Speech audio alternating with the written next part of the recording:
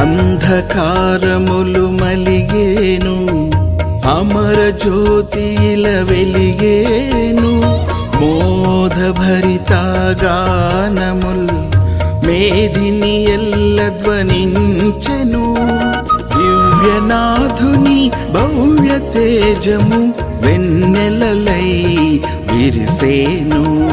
సృష్టి అంతయు దీప్తిమంతమై దివ్య కాంతితో మెరిసేను. సర్వేశ్వరుని దీప్తితో సత్య సభాస్థలి మించెను.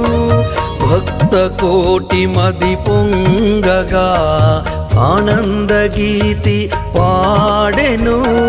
దేవాలయము బ్రోగెను, దైవ నిర్ణయం సాగెను. దేవదేవుని కీర్తనలా దివ్య ధ్యానము నిండెను.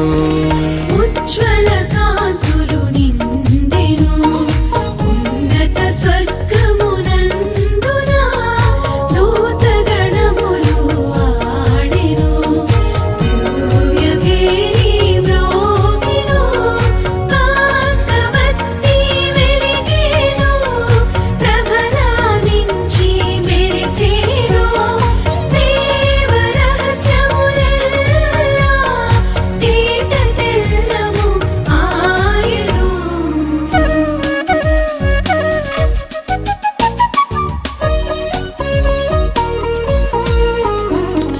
స్వామి సేవా భాగ్యము ఏమీ ఎరుగని నాకిది. పాస్క విధుల దీపగా పరమ కరుణతో బ్రోచిన ప్రభుని దివ్య జ్ఞానముదయింపగా లోనితమమున సింపగా సన్నుతింపరే చేరినను.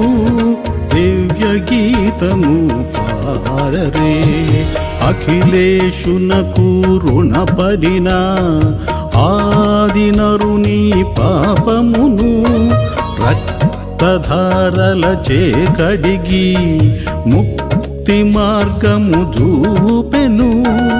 ఆసగొర్రె పిల్ల పరమనాథుని పుత్రుడే నిత్యము పితకు బలియగుచు సత్యము చూపే రక్షకుడు. ఉజ్వల